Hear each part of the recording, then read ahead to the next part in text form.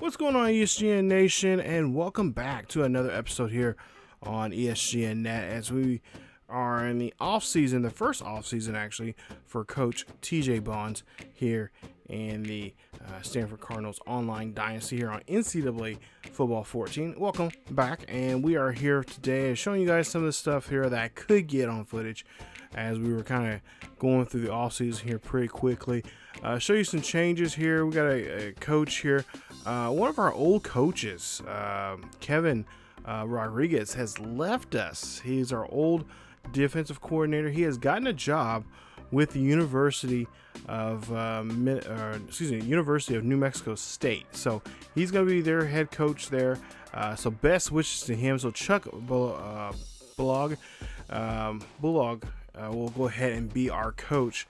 He signed a 3-year contract with us, and we'll see how things go with him as our defensive coach. Now, as for Steve, he got a new defensive coordinator, Keith Patterson, who had was just hired last season, and then now he is getting an extension to his. So is his offensive coordinator, I believe, Skip Holtz. There you see he's getting an extension there on his contract. He's getting a 4-year extension on his contract leading up to 2032. Chris Ash, if you guys not familiar from a Highland Scotties series, it's kind of funny when I seen this. He was one of our defensive coordinators, and now he is now with Air Force. I promise you, this is not the world's not linked, because they're like 10 or 15 years ahead of where I'm at right now in my series there on the main channel. Definitely check it out. But Chris Ash, and I know this kid, he is a good defensive coordinator. So they get a 4-year extension on him, and there you see his numbers. He'll be extended to 2032. And then also Bo Sweeney is the new offensive coordinator for Taylor for Air Force. As you see there, they did win both the Big 12 championship and the BCS championship, and then apparently it was a pretty good game. Of course, those games between those two, between Taylor and Steve, are always good, and they've classics. And I wish I could get that on film. One of these times I'm gonna have to show you guys that battle. Maybe we'll live stream it or something. But there you see some other coaches, just a few coaches here in the Pac-12 that are making some changes. Travis Coley, there you see he gets an extension for Colorado. And then take a look here at what else we got. I know we got a couple others here. Another contract there for Brandon Gibbs, as he is currently on the hot seat right now. He signs a 3-year deal, and I'm sure if he does not do well this season, he will probably be given the old heave-ho out the door at Colorado. So a lot of coaches changes there. That's one of the things I really try to look out for, especially in my other series there with the Highland Scotties. Try to see where coaches are going where. There you see Kevin Rodriguez, like I mentioned earlier, one of our coaches. Now he is the head coach for New Mexico Aggies, and we played against him. We're going to be playing against him this upcoming season. He's going to be in one of our first 2 or 3 games there this season to open up the Pac-12 play. So if you don't know, we put New Mexico and New Mexico and New Mexico State both into the Pac-12. So there you see, Ash was actually their old coordinator there, but Jeremy Pruitt now is their new defensive coordinator there. So it's kind of funny to see these coaches kind of move around. Some of them, not necessarily TJ is familiar with, but his dad's familiar with having on his staff with the Scotties and stuff like that. So it's kind of cool seeing that here. And this one also too, not to mention Steve and Taylor, if at least what I've been told, had some of these guys on their coaching staffs years prior to this. So it's kind of cool seeing these guys get shifted around and moved around in there. Jared Kennedy, he is the looks like he's going to be the new head coach for the Beavers there in Oregon State. So congratulations to him, and take a look at his prestige there and what he has done his coaching record here. So I believe this will be his first year as the head coach there. And then UCLA, they made some changes there. They actually fired one of their coaches there, and they brought in Patrick Hodges, who's on the hot seat there. You see, just last season, 2-8 or 2-10 there, he got that 1 to 2 wins there. Of course, is off of us, they kind of, or I should say, no, that's not us. That was the other guy that they got Canals, Carter there got fired. We'll see those. I'm hoping we'll see those guys there next year, as we do want to get revenge on the Bruins. And then you see their head coach and whatnot. But yeah, like I said, a lot of changes among NCAA, and it's always kind of cool to see where these coaches go off to. I know in my series I have kind of my other series I have on the main channel.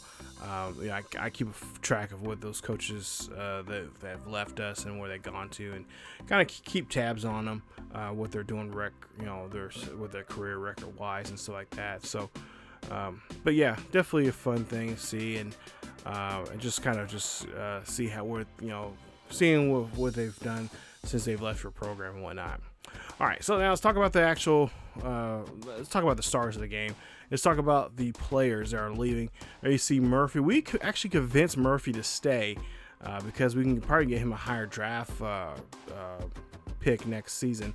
That's for Dykes, Bentley, Finner, and Williams. They are all seniors or redshirt seniors, fifth-year guys, and they're going to go into the draft. So there you see their draft projections there. And then the rest of these guys, it's tough because you got Washington, you got Joseph, of course, Harold, all going to go graduate. Some of them may end up in the draft as undrafted free agents. I know Taylor is asking me, and Taylor, he's our guy. He's our stats guy. He's all about stats, especially when it comes to football. And he was asking me some of the players that I thought would be undrafted even before all this. And I kind of mentioned that, Harold, he's could probably be one of those guys that'll probably be, he could be a late fifth round, maybe a fourth round, late. I would say a mid fourth round, late fifth or early fifth round quarterback that they can go after maybe as a backup. And then there's a couple other players there. You see some of his players that have drafted. And of course, he has a buttload of players that are going to take off for the draft. Now, I will mention that what I did for, just like I'm doing the Highland Scottie series, I'm also doing in this series too. I'm going to pick some of the top players from, in this series, some of the players from my team, which is Stanford, also some of the players from Steve's team, which is Lovely Lions, which you're seeing right here, and also some of the players that are from Taylor's team. And I'm going to recreate those players into Madden 20. And at some point here, I've been kind of working on it quite a bit here as of late, working up a draft class. These players would necessarily be in the third draft class that I've already kind of set up for the Madden series, which of course that's on the main channel with the Giants. So I will let you guys know when those draft classes will be out. Of course, they will not be out until after the season. So right now we're just now finishing up the season 1 of the Giants series there on the channel. So that first draft class won't come out until after I've drafted those players that have been drafted. So I will let you guys know when you guys can when those will be available. Of course, it's going to be available on the PlayStation 4. So if you have the PlayStation 4, definitely keep watch for it, because I will make an announcement of when that video and when those draft classes will be released onto for you guys to check out and see, and because there's gonna be a lot of surprises in those draft classes there. You won't necessarily see them. You might see them make some slight position changes, and also to some chances where they will be not necessarily, maybe they won't be a first round pick. Maybe they'll be a mid second round pick, or because some guys draft stock drops sometimes. So you might see some guys that draft stock has actually boosted some. So I've been kind of tinkering around with some of these players. I maybe picked up maybe 4 or 5 of them that I thought would be it would be nice, and I kind of picked some of the ones that graduated that had some high, mid 80s, from mid 80s to mid 70s that could be in there. So I think a total of 10 players from all 3 teams. Take a look here. We got a player here, Ashton Barnett, who is a freshman. He is going to be transferred to Stanford coming to the fall here. So of course he'll have to sit out a year, but he'll be a redshirt guy that will be able to will get a chance to play for us this time next year. But he's transferring. And then also we got Matt Saunders, another freshman, another right guard here, which we've been kind of looking for. He could be the future there for that position for us. 6'4", 295 pounds. I was really shocked and surprised because this does not happen to me too often. I know it's happened to me once before in the Highland Scottie series, and now it's happened to me now this time twice, or 2 and 1 in this first year after this first season here. Players transferring to us, so that I like, and I'm hoping that will continue on. Take a look here at our our recruiting board here. I was going to say draft board. Our recruiting board here, some of the prospects there for next season. Michael Baker is a top guy there, so we got 1,100 points there on him. Aaron Thomas, he's already made his decision. He is going to go to Vanderbilt on there. And then, of course, here's some other players there that we're going after, going up to this upcoming season here that we're trying to go after and try to go and see if we can sign them here.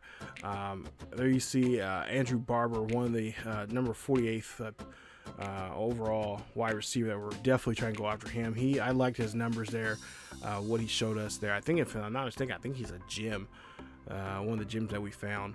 And then we got some other players here that are got some good numbers there. And don't be surprised, because there are some of these players are being chased after from Taylor and Stevens. Take a look there. We're all going after Zach Peters there, that athlete's 67 overall. But yeah, we're definitely going there to see Taylor. He's in 5th place there against Bryant Bratton. So yeah, we're definitely going after the same guys. We all have the same idea of what we're needing to get and whatnot. And then there you see some players we've signed over the course of the off season there. So yeah, for the most part here, I really like our team. There were some pretty tough choices to make here.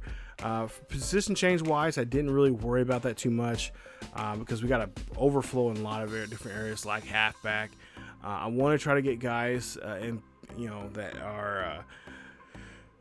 that can play, especially the guys that have been around for a while before Coach TJ Bonds was here. Try to get them get the chance to play, so we can get this next crop of players coming in here. There will be some freshmen that will be getting redshirt. There are some that I want to get some chance to play because I am working on a customized playbook, just like in my Highland Scottie series. Working on that and kind of moving things around. But for the most part here, I only move guys where I think we need some help at. So if we're an area that we don't have enough left tackles, like in this situation, if we had an extra center or whatever, or right tackle or whatnot, we kind of just move guys over. Like, okay, you're over here, you're gonna play on this side of the ball this time instead of this one. So just trying to fill in gaps, trying to plug in holes of guys where we need them at for the season there. But as for athletes and stuff like that, if I'm not mistaken, I think you'll see here pretty soon here, I don't think we had any really athletes to move to position wise for certain positions. I was really satisfied with what we got. I'm really excited about our defensive line. I think that's going to be a position area where I think we'll need, we're going to grow a lot more because we got a lot of good guys, some freshmen in there. The linebacker position, now that is one of the things that is questionable about this season. As you can tell here, we don't have any left outside linebackers, so we're kind of moving some of our guys from the right side and from the center, who will probably not get no playing time in that in that position that they're in right now. So we're gonna start moving guys over to the left, and we're kind of just move them around in packages and see what guys will work, and just so they can all get some playing time. They're all, I think, the majority of them are lower classmen. There you see freshmen, sophomores, so they'll get some of that playing time there. If they are, juniors or seniors, of course they'll get first. They'll get on the depth chart up higher. But like I said, we're gonna move guys around and test things out there, because I kind of want to go to a 4-3 instead of 3-4. I want to go from a 3.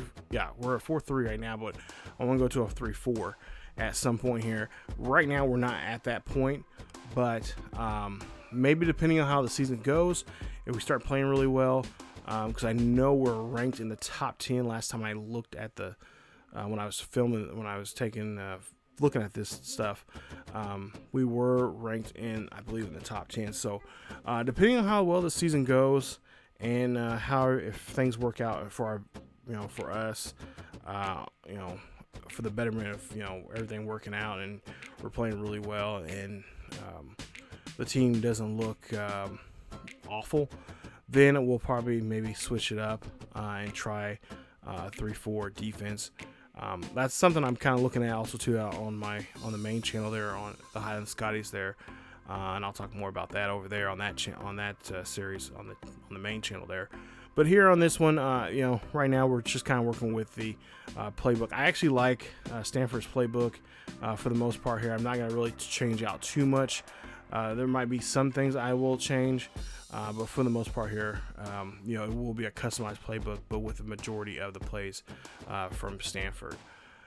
But there you see, we only had 2 players we had to cut, so we cut the worst 2 players that we had that had the worst overall. So we went ahead and cut them, and pretty much we're ready to go for this next season here. As we take a look at the the guys that the board right now, or the depth chart right now, what they look like. Of course, we got some areas when it comes to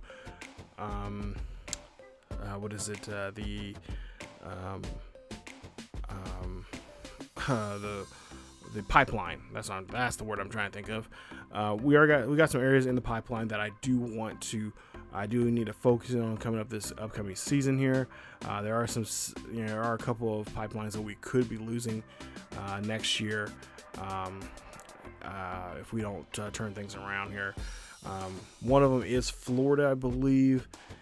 Texas and California are fine, but I think Florida is the other one, and I think one of the Midwestern states, I want to say Oklahoma, was one that we were also kind of a little worried about. So, that's something we're going to have to look at when we do recruiting, and make sure we try to recruit from those states. For the most part, when I try to do recruiting, I try to be realistic. I try to, whatever states touch us. So in this series for California, it's a California-based team. Of course, we're going to recruit in our own state. But Oregon, Michigan, Oregon. Rashai, geography. Come on. Oregon, Nevada, Utah. I mean, places like that we know that we can, get a chance to recruit and do well in recruiting. Take a look at our schedule here for the 2029-2030 season. And there you see Duke, of course, ranked number 20 in the nation, along with our former defensive coach, now head coach of New Mexico State in week 2. Week 3, Alabama. We have to play Bama. I told Steve I want to play the highest ranked SEC team, and when I said that, after I got done with that text, I just realized I'm playing Bama again. So a rematch from this year's Sugar Bowl. Or this past year's Sugar Bowl, we'll play against them, and that'll be at home, so that'd be nice. And then we have a bye week, and then we got Fresno State. Once we start, we get more Pac-12 play. Fresno State, Oregon State, Utah, BYU, and of course USC, California, and Notre Dame. are also ranked. We got a lot of ranks towards the end there. USC, California, and I think Notre Dame is also ranked too. So this is going to be a busy, those last 3 games is going to be very, very hectic and very, very busy for us. Take a look there. You see at number 2 in the nation, Lovely Lions at number 3, and of course Air Force at number 1. So boom, boom, boom, we're all right there. It's gonna be fun. I cannot wait how this is gonna pan out, because if we're all undefeated, it's gonna come down to of course conference playoff or conference title, but more importantly, who scored the most points, who burned team, who just blew out teams. So yeah, it's gonna be a three-headed. I can't even think of the word. A 3-horse team in this, or a 3-horse team that's gonna be going for this championship this season. And there you see the outlook for us. Of course, we're ranked number 1 in the North, and I think overall in the Pac-12. There you see the rest of the teams there, and like I said, it's gonna be a fun year. I cannot wait.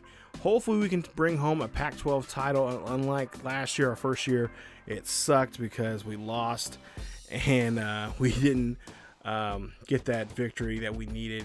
We needed to, after that loss against UCLA, or not UCLA. Who was it? Yeah, it was, we lost to them, but it was another team that we I can't remember the other team that we lost to, but we end up the tiebreaker, and that really screwed the pooch. And the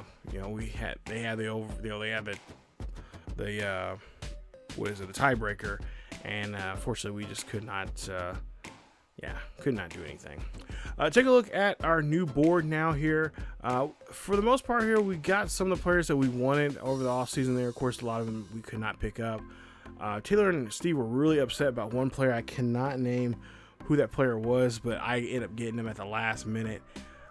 So yeah, I'm kind of happy that that happened. But for the most part, I think for the most part, I'm really think that this is going to be a team that is going to really be a lot of fun, because now we're going to start bringing guys that we want in here. Not to say the guys we have on here on this team already we don't want. It's just now we're starting to mold the team the way we want it. And like I said, very, very excited about the season.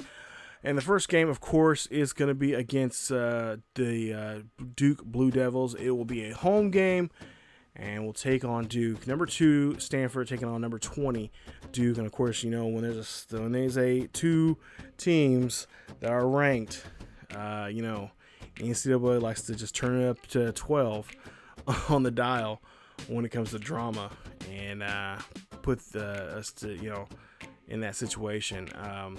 As you see there, Duke, there you see their schedule right now, and they got a pretty good schedule there also this season. But there you see leaders from last year. Of course, Davis did not play at all, but he played. There you see his numbers from last year, and also Barber. And then look at Duke's guys there from last year. Allen, I believe he's a junior coming into this season. He had a couple he played a couple times last year. Williams, just over 500, or just getting close to 600 yards there for the season, 6 touchdowns. Mitchell, their top wide receiver, who we're definitely going to have to keep an eye on.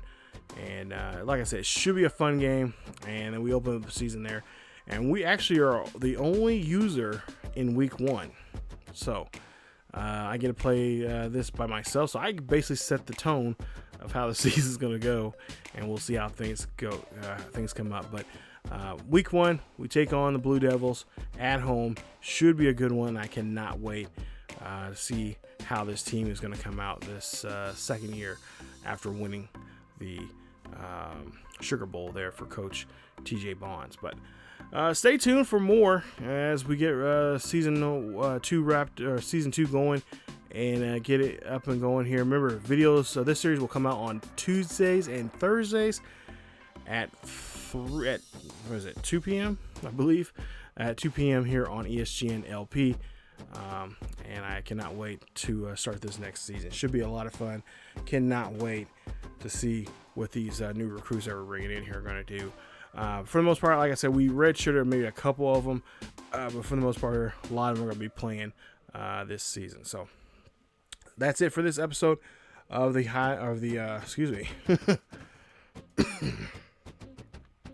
this episode of the Stanford Cardinals online Dynasty. And stay tuned for more. If you guys enjoyed today's video, please leave a like. Don't forget to subscribe to the channel. Also, don't forget to hit that bell notification so you guys be notified of this series or any other series here on the channel. Follow us on Facebook, Twitter, and Discord for the latest news and events here on this channel and also on the main channel. Follow us on those social media platforms. And don't forget to, just follow and share and all that kind of stuff. Really helps us out here. For both channels. But that's it. As always, keep yourselves healthy, wear a mask, and I will see you guys next time.